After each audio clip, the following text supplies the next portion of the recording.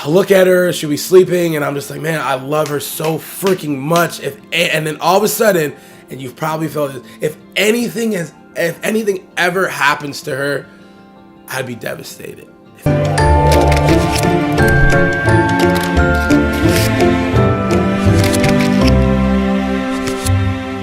Hey, what's going on, guys? Welcome back, Mental Man here again. Malik Adigan. Thank you guys for watching, subscribing, and clicking the link to watch this video. I appreciate it so much. Have you guys ever been in a really cool moment, a really joyful moment, or even just a moment where you are realizing how great what you have is, how great the person you're with is, and then all of a sudden, all these negative thoughts start coming at you about how they could die, or how you can lose them, or how the moment you're in is going to somehow be gone at some point. And that's kind of what I've been going through. I've kind of been in a place where haven't been enjoying the good moments of my life, the good things in my life, because it's been kind of ruined by this obsession over death or loss or the fear of losing it. And I've realized that this is called Foreboding Joy, and it's actually from one of my favorite books by Brene Brown. I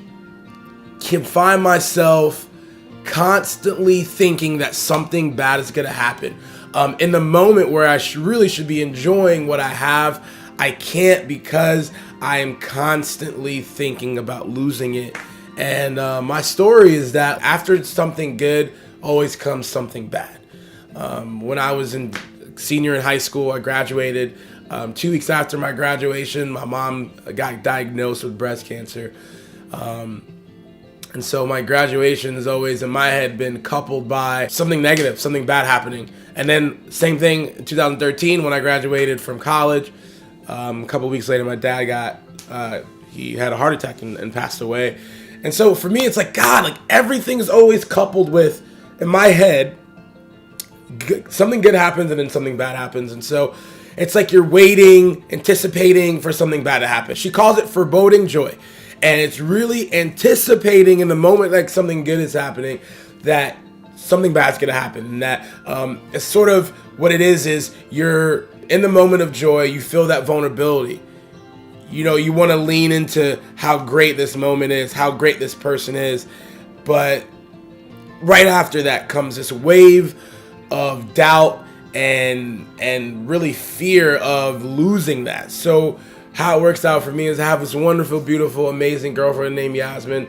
She's been a couple episodes behind. If you go back to my videos, you could see.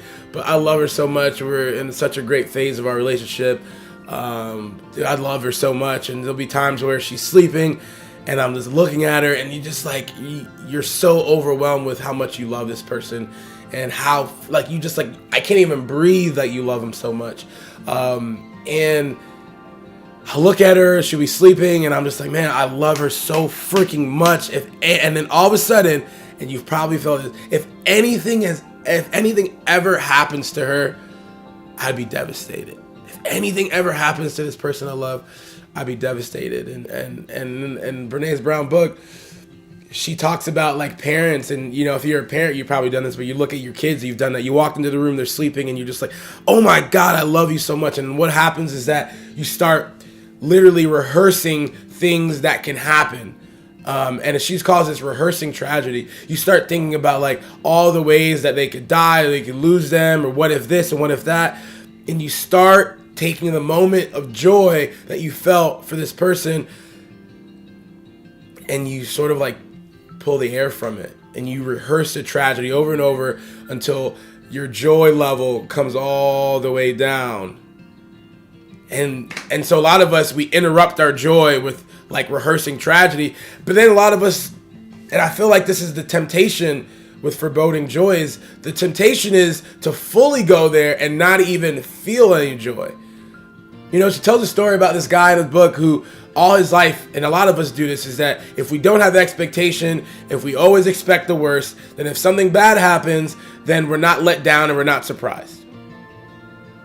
And it seems like a way to protect ourselves, to shield ourselves from anything bad that could happen. And so what we do is we kind of perpetually put ourselves in a tragic, low expectation, no joy state, so that we just anticipate it so that it can't surprise us. If we don't let if we don't let hurt and pain and loss and death surprise us, then we feel like we've protected ourselves. But the end of the story is that this guy did that all his life, and then he got in a car accident. His wife died, and all he wished is that he could have leaned into those moments more.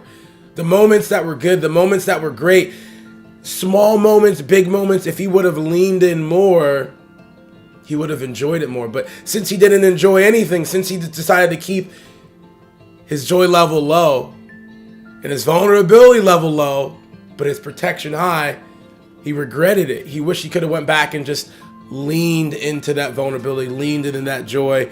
And instead of protecting, instead of blocking vulnerability. And that's kind of how I feel too, you know, like when I think back to, you know, times with my mom that I loved, it's like, those are moments that I wish I could go back to. And so now it's like, in the small moments, like with Yasmin, when I sit in that bed and she's laying there and she's sleeping, and I can enjoy that appreciation for her and love, I don't. And I've been working through that. I've been working through that heavily and learning to work through that. 3 things have been really helpful for me to get through this. And I'm going to share those 3 things with you. The antidote for all of this is gratitude. The antidote and gratitude, not in the sense of like an attitude of gratitude, because an attitude of gratitude is sort of unrealistic, but it's more so practicing gratitude. It's like forcing yourself to be grateful. And gratefulness is directly related to joy. Like it is literally, you can't separate them, because in the moment of feeling that you kind of want to take away the good moment with anticipating tragedy, you can just be grateful for what you have. Being grateful for what you have. You know, there's times where people are complaining about their parents, very little things, and I would never want to minimize anybody else's relationship or problems with their parents or whatever, but there's some times where I want to go, don't you understand that your mom and dad are alive? And though everything may not be perfect, they're alive. And why aren't you appreciating the moment? Why aren't you appreciating the fact that they're alive? And I would never say that, but that's what I think.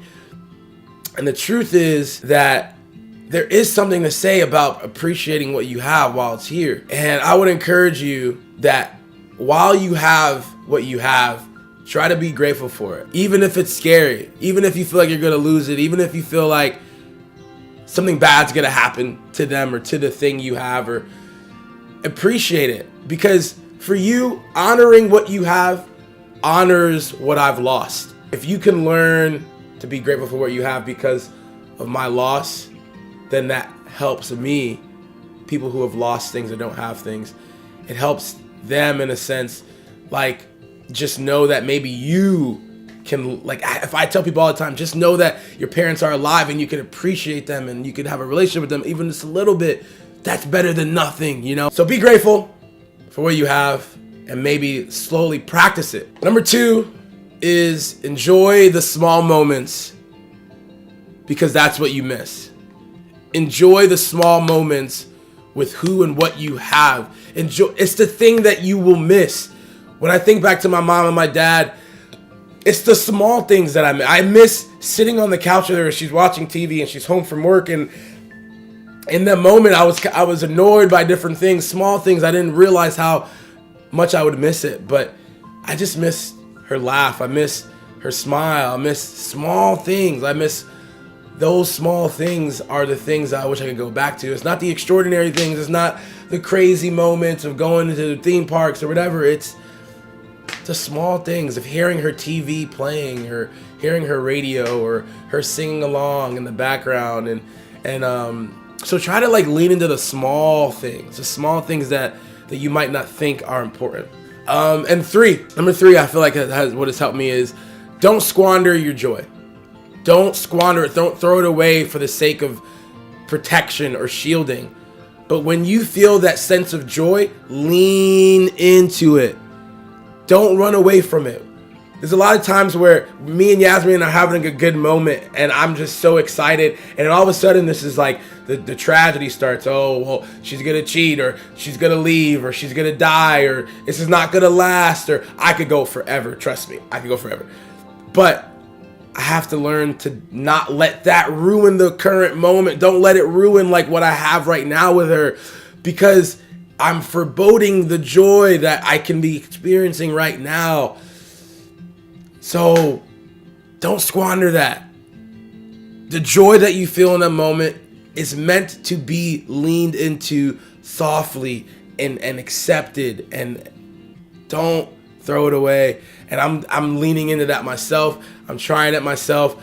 And so if you feel like me and you feel like in good moments you squander it, you anticipate the bad things, you rehearse the tragedy to protect yourself from feeling that joy, ultimately feeling the hurt that comes with experiencing joy, I would say don't be afraid, be brave, and you got this. If you want to know what book I'm reading, it's called Daring Greatly by Brene Brown. One of my favorite, one of the most important books I've ever read, in my top 5 ever. She also has amazing other books and content, TED Talks, all that stuff. You can check it out there. But I just want to encourage you guys. You guys are killing it. Enjoy life. Be grateful. Lean into that vulnerability. Lean into that joy. You're doing okay. We're doing okay. You're enough. Love you guys. Peace out.